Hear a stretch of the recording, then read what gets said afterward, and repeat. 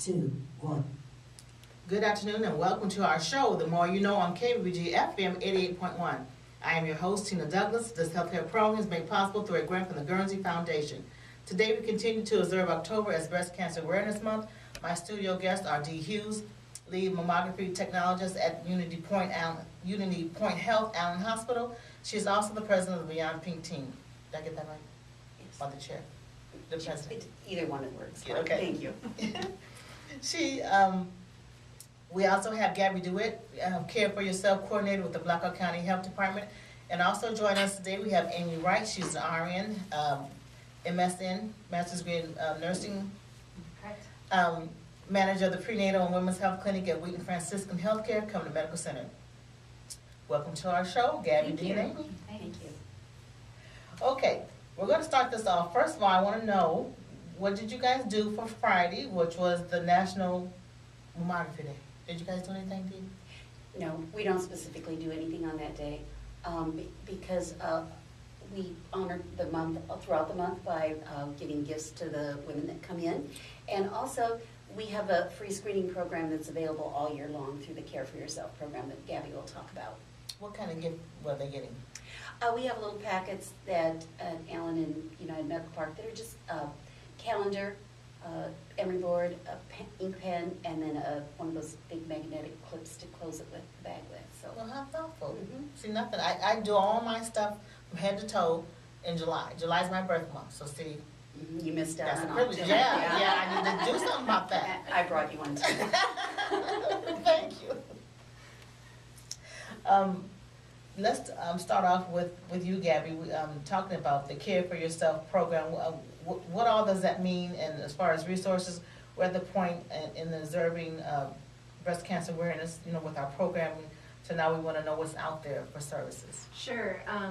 Last week, KWWL Anchor had a mammogram, and it spurred all these conversations about where do I go for a mammogram if I don't have health insurance. And the answer is the Blackhawk County Health Department. We have a mammogram program that is called the Care for Yourself program, and we also pay for pap smears and an office visit for your well woman checkup. So we prefer that you do that all in combination, but if you've already had the well woman check or if you have insurance that covers that, we can do the mammogram only as well. It's open to women 40 to 64, and it is income based, and it's easier if people just give me a call and find out if they qualify. You can have insurance, like I mentioned, and either it just not cover or the out-of-pocket cost is more than you can afford, or you can have no insurance at all and we'll pay for the whole thing. Okay, so there should be no reason to think that there are no services available for you because of your insurance, whether you're underinsured or don't have any insurance at all. There's no reason in our community for a woman not to get a mammogram because of cost. Because we have services, we also partner with Covenant Hospital, so if somebody doesn't qualify with my program, then there's also funds at Covenant that we can get them in for, like if they're underage or something like that. So there's really no reason in our community not to get a mammogram. So in the process, for someone who's needing the services, is there any kind of, is there anything that is not user friendly as far as paperwork and things like this? Because a lot of times that deters people like, they ask too much stuff, and I don't want to fill that out, so I just want to get it done. There is a paperwork process. If somebody's not comfortable filling out paperwork, we can do it over the phone. They can come into the office and we can do it together. I have one patient that just pops up every year when it's time to re-enroll, and she'd just rather do it face-to-face. We can do that as well. In fact, if they come face-to-face, we have other cancer screenings that we can offer too, and so we can just do all of that at the same time. Okay, so within the services that you provide, when do you advocate that the women should practice self-breast exams? We encourage self-breast exams from 18 and up, and just what I always tell people is to pick a day of the month that means something to you. For, like you were talking about, going for your annual well checks on your birthday month. Somebody might pick their birthday in the middle of the month. Somebody might pick the day that they always pay their car bill or something. I mean, just whatever day pops in your head. Maybe it's the first of the month. You want to stay away from your menstrual cycle on a week on either side. Right. But you definitely, if you do it monthly and do it the same way every month, you're going to find changes, whether you're doing it, quote, the right way or not. You're going to find the changes in your breasts as long as you're checking them. Right. And so along with that, I just want to add that, like, my birthday's July 26th, so, okay, the 26th is why we do my self-breast exam. If you forget it, and you don't do it on the 26th, don't wait till the 26th of the next month, just do it again. Right, and Do it as most, soon as you remember. yeah, I mean, it definitely, you know, if you are doing it 11 months out of the year, you miss a month, definitely, you're going to still find changes. It's just, if you get in that habit, then you're more likely to follow through with it each year. Continuing on, are there breast cancer screening services available to women in need other than the underinsured or no insurance at all? What other type of need? I mean, I guess I don't understand the question, I'm sorry.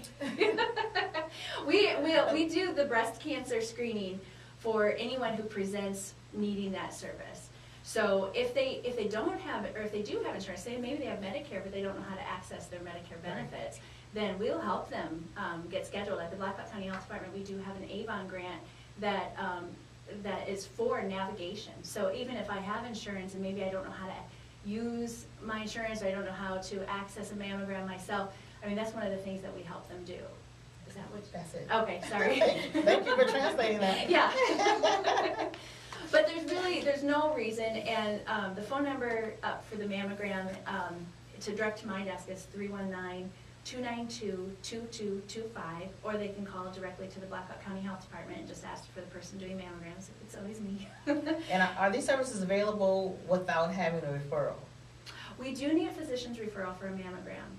And so, you know, if they've been seen by a physician within the last year, usually they can get a referral. If not, you know, if they don't have a medical home, we will help them set up a medical home to get screened, clinical breast exam, and also pap smear if they're eligible for that, and then go ahead to the mammogram. And just seeing a physician in general for any type of thing, or does it have to be like a well women's checkup or something? We like only, because we are, our real name is the Breast and Cervical Cancer Screening Program, so we are specifically screening for breast and cervical cancer. Mhm. So we pay for well woman checks. Okay. And with or without the pap smear, depending on if a woman is eligible for a pap smear. So, so that's what we pay for. So if somebody was going to their physician maybe for a diabetes check or blood pressure check, and they talk to their doctor about getting a referral because maybe they're not due for their well woman visit, most physicians will go ahead and order that mammogram for that, but we just wouldn't pay for that office visit. Okay. Now, beyond the mammogram services that is provided free of charge, like you said, there's no one in Blackhawk County that in need of a mammogram.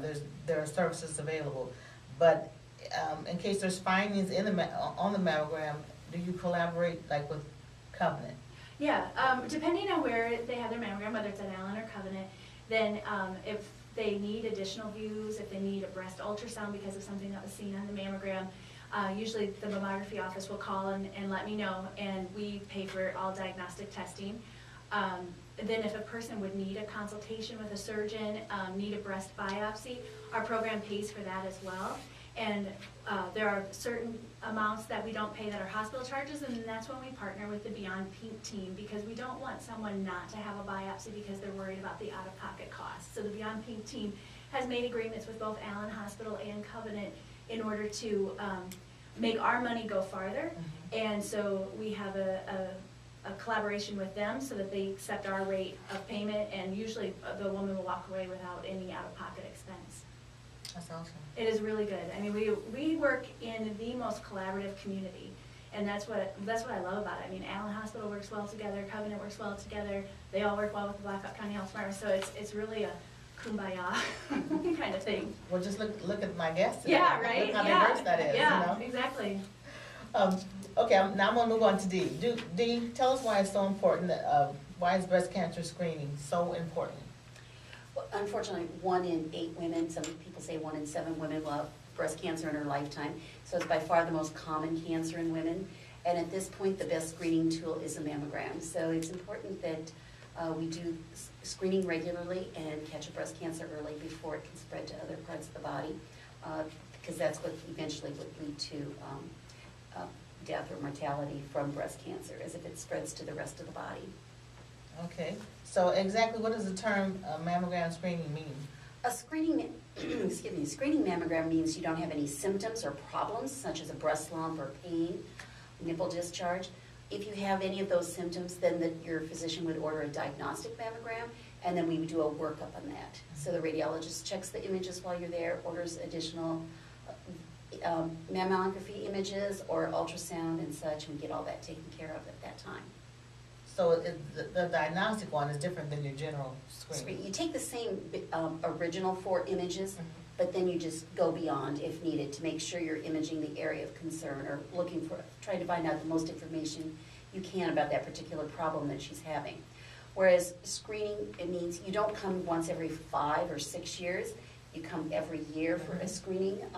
Some people do stretch it to 2 years, but ideally it would be 1 year, which is the guidelines followed by the American Cancer Society and the American Board of Radiologists and Medical Association. So what you're looking for is you don't want to wait until the problem has gotten too large.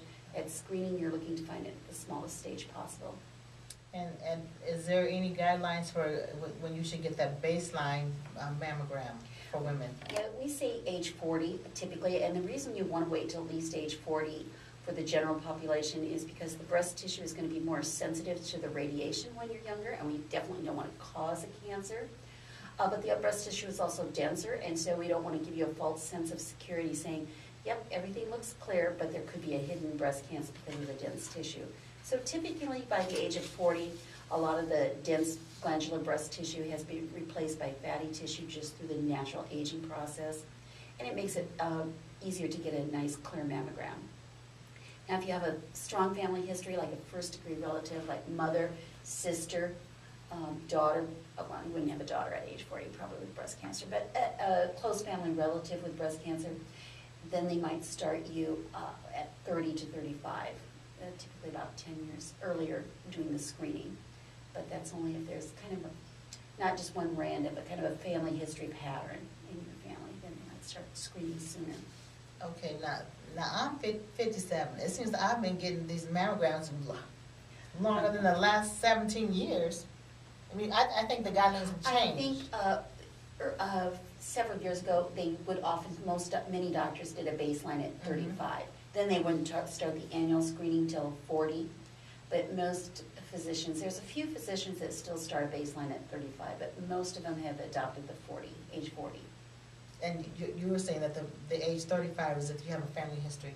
30, even 30. It depends on Yes. what the type of family history, you know, because typically, if it's truly a genetic type of breast cancer that's passed down from generation to generation, it tends to get younger and younger for each generation. So, you know, depending on what age your grandmother and then your mother and then what age you're at is to what age you want to start. But typically it's about 10 years earlier than we originally screened. So somewhere between the 30 and 35. Okay. I'm just going to throw you out some statistics here. I went online, but to the CDC. I got to make myself armed with all this knowledge before you guys get on here, because you are the subject matter experts in all the things that we're talking about. But on the CDC, it was limited. Only it wasn't as current as it could be because of the government shutdown. So here's what I have so far. And we've discussed this in other shows. Previous shows too. African American women are more likely than all other women to die from breast cancer, even though the incidence among African American women remain lower than that of Caucasian women. Our mortality rates greatly exceed that of Caucasian women, and according to the CDC, the overall incidence of breast cancer has declined at the rate of 1.2% per year from 1999 to 2008. So over that 11-year period, they're never up to date, even if the CDC was up to date, because without the government shutdown, they always have that window, because right now we're in the year 2013. But to me, the rate of 1.2% per year, that's not significant at all. When you think of the deaths of breast cancer, this is my opinion, when you think of the number of breast cancer deaths per year, 1.2% per year. And another reason why it can't be significant, otherwise the National Breast Cancer Coalition would not be on this campaign for the deadline, 2020 deadline. It's not significant enough, I don't think, to make a difference, to make a change in reducing those numbers. I think it should be higher. So I want your thoughts on that. Okay. And I totally agree with that. And that's the stand that the National Breast Cancer Coalition kind of takes on that. And it's up to you whether you agree with it or not. But They feel that we've spent all this money on screening mammography and it's not reducing the mortality rate significantly enough, even though we've seen a decline. They feel like it's not significant enough for the amount of money that we're spending on screening. With that being said, for those of us that have not had breast cancer and we're in we don't want to get it, we tend to be, I'd rather take my chances and do the mammogram and do my screening than to take the chance of it spreading further into my body before it's detected. And you're really opening up a great can of worms there, Tina. Because I lost my train of thought, I apologize. Well, I think that when you look at mammograms, I think people misguidedly call those prevention of breast cancer. You know, the best way to prevent breast cancer is to get a mammogram. Well, that's not prevention, that's screening. Right. We're trying to find it earlier. And so what National Breast Cancer Coalition with their deadline 2020, they're actually trying to prevent it, stop it from happening. But until we get there, and who knows, I mean 2020 is still a ways out, we still have to screen. And so, like, you're right, I mean, the incidence of mortality is not coming down as fast as we would like it to, but unfortunately, screening is all we have. So in the instance of an African-American woman, you have to be that much more vigilant about going to your mammograms every year, and also getting doing your self-breast exam and going to your physician and getting your clinical breast exam, and also knowing your history. We talk about this a lot with Splash of Color, and I know Dee's going to talk about this later, but the Splash of Color group talks about that all the time, knowing your family history and then relaying that to your physician so they can make the best guided choices for you as when they talk about when you should start your screening and when you should go to your doctors. Exactly, which goes right back to what Dee said. You know, if there's an instance of 35, for me it might be 30, for African American in general it might be 30, depending on what your family history is, instead of just saying, knowing that history and then saying, I'm gonna wait till I'm 40, or not sharing that history with your physician. That makes the difference. And you know, the detection and as far as the diagnosis and what you do about your treatment and following up and just being consistent in everything that you do from there on out. Well, or even saying, you know, well, I'm not going to do self-breast exam, I don't touch myself there, you know, that sort of thing. You have to get past that, because really, a doctor sees you once a year to do a clinical breast exam. You are with your breasts every single day. And so if anyone's going to find that lump or that change, it's going to be you. And so to get up past that, you know, feeling of, well, it's weird, or I feel awkward when I do it, get past that, because that is exactly what you have to do in order to find something earlier that maybe would show up between mammograms. We need to feel and look. Not just your breast, you need to just look. And I just wanted to say that some women will say to me when I'm doing a mammogram on them, it's like, well, I don't know what checking my breasts are so lumpy, I don't know what I'm feeling for anyhow. Women that have told me they find their breast cancer themselves, they say it startles you. You know it feels different because it typically feels kind of real hard, like a rock or a stone in your breast, small. You know, so it feels enough different than the typical lumpy, bumpy parts in your breast. And because that's the way many women's breasts are kind of lumpy and bumpy. But look for something that's, your gut will tell you, this is not normal for me. Right. So now, do it. Do some people think that if their breasts are sore, not talking about premenstrual soreness or anything like that, that's a sign of cancer? Typically, pain is not a sign of breast cancer. It's usually sneakier than that and doesn't give us any clues saying, here I am, feel me, because I have pain here. It doesn't mean you can't have pain with breast cancer, so you don't want to ignore it. But typically, pain is usually a hormonal thing. Just hormone levels are changing in the breast. Could be a fluid-filled cyst that's growing in there that we may or may not see on a mammogram. But typically, pain is not caused by breast cancer. What's the biggest complaint besides feeling the very distinct lump? Is there any pain when that's palpated or manipulated? Have there been complaints of that? Are you talking for breast cancer or any other type For breast of lump? cancer. For breast cancer?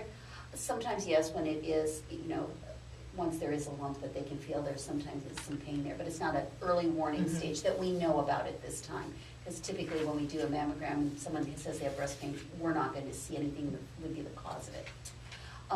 Other symptoms women might have would be a nipple discharge, especially if it's bloody discharge, or in spontaneous. You know, we can all get a little fluid out if we squeeze hard enough, Mhm. you know, and if it's a brownish, yellowy green, those are typically fibrocystic type of a breast discharge, and so that's not typically worrisome. But most often it would be a bloody discharge, and it isn't always breast cancer. It can be Okay. just a small wart-like growth called a papilloma in the milk duct that causes a little bloody discharge too. So we don't want to automatically assume once we have a symptom that we have breast cancer and that's it. You know, it can oftentimes be something benign, but you just need to make sure you face it, go to your doctor, and have it checked out. Exactly. You know. Well, since we're talking about mammograms, how was the mammogram done? What's the process? I've had a lot of them, but For those that haven't, they hear lots of stories from a lot of women, and so it can be kind of scary for some women, but it really is a pretty simple process. We take 2 pictures of each breast, a top view, and angle the machine and do more of a side view. Now, what women don't care for is we do have to squeeze or compress the breast tissue with a compression paddle, and it should not be painful. If someone does over-compress, it can be painful, but that's not the way it should be done. You have to have enough compression to separate the breast tissue, otherwise the cancer could be hidden by all that fibrous tissue in the breast. So compression is an important part of it, but we don't want it to be so painful that you would never want to come back again. After a certain point, it's not going to make the image better. With the advent of digital mammography, which has been around the community for over 5 years now, you get such clear, sharp images that that much compression should not be used routinely. And so it's usually about a 5 to 10 minute exam, and it doesn't take that long, and it's over with for another year, and good to go. thank you for sharing that. Of course, I'm totally relieved because I don't have a problem with, I'm just good for that machine. I don't have a problem with. And most women Really aren't. There's appreciate it. very few that really find it painful. Very few. Right. But like you said, it's not so painful. I don't think it's painful at all. You know, it's just a simple procedure, process. Takes about 10 minutes and it's done. You're done for a whole year. But I don't know how it could be, of course, I'm speaking for myself, unless you were Everybody's PMS or something like right. that going on. And Your breasts are everybody tender. is a little different. Some Yeah. breasts are just more tender than others, but it's not that common for them to be that tender that it's painful for you. It would be best to avoid that week before your period or the start of your menstrual Yes. cycle. Wait until about 7 to 10 days after it started, and that's when your breasts would be the least sensitive to those hormonal changes. But I am curious how you do it when they, for breast augmentation. How, is it the same process? It's similar. We, instead of taking 4 pictures, we take 8. So we start with just a real light compression that would be just like a normal mammogram, but with light compression because you can't compress the implant. We don't want to rupture it. Right. But it's just to look at the outline of the implant to make sure there's no leaks or That's bulges.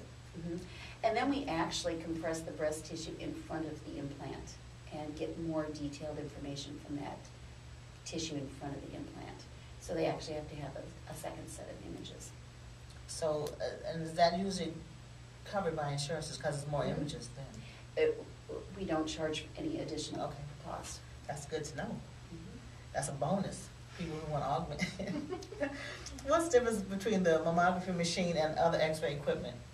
Mammography machines designed specifically for a mammogram. It is such a low dose of radiation that you actually couldn't even take an X-ray of your hand with a mammography machine. It wouldn't have enough energy in the X-ray beam to penetrate the bone of your hand.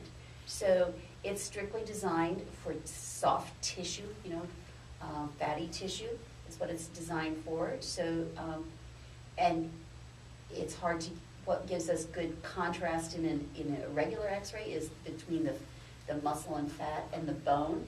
Well, we don't have any bones in our breast, so it's all just soft tissue. So it has to have a special machine so that it gives the best contrast within that same type of tissue.